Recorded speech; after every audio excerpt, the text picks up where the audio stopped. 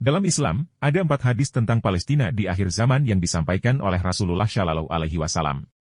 Hadis tersebut menjadi pegangan bagi umat Muslim hingga saat ini, terutama bagi penduduk Palestina. Meskipun konflik berkepanjangan saat ini terus berlanjut, para pejuang dan penduduk Palestina percaya pada janji Allah Subhanahu wa Ta'ala. Mereka memegang teguh keyakinan dalam ayat suci Al-Quran dan hadis-hadis yang menggambarkan masa depan Palestina. Inilah hadisnya. 1. Allah menjamin Palestina tidak akan hilang dan lenyap. Hal ini sebagaimana diterangkan dalam hadis berikut. Dalam hadis yang diriwayatkan oleh Muawiyah bin Abi Sufyan, Rasulullah Shallallahu Alaihi Wasallam bersabda, akan senantiasa ada sekelompok umatku yang menegakkan agama Allah. Orang-orang yang memusuhi mereka maupun tidak mau mendukung mereka sama sekali tidak akan mampu menimpakan bahaya terhadap mereka. Demikianlah keadaannya sampai akhirnya datang urusan Allah. 2. Palestina sebagai tempat hijrah di akhir zaman.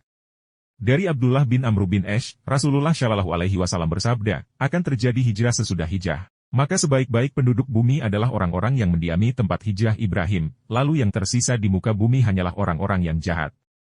Bumi menolak mereka, Allah menganggap mereka kotor, dan api akan menggiring mereka bersama para kera dan babi. Hadits riwayat Abu Daud. 3. Palestina sebagai tempat berdirinya khilafah di akhir zaman.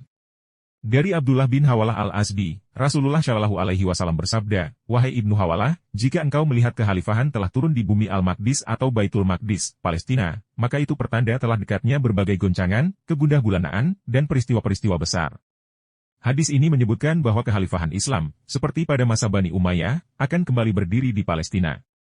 4. Askalan di Palestina sebagai tempat ribat terbaik. Askalan merupakan sebuah desa di jalur Gaza. Askalan akan menjadi tempat terbaik untuk melakukan ribat, yakni menjaga daerah perbatasan Muslim. Dari Ibnu Abbas mengatakan bahwa Rasulullah Shallallahu Alaihi Wasallam bersabda, permulaan dari perkara Islam ini adalah kenabian dan rahmat, kemudian tegaknya khilafah dan rahmat.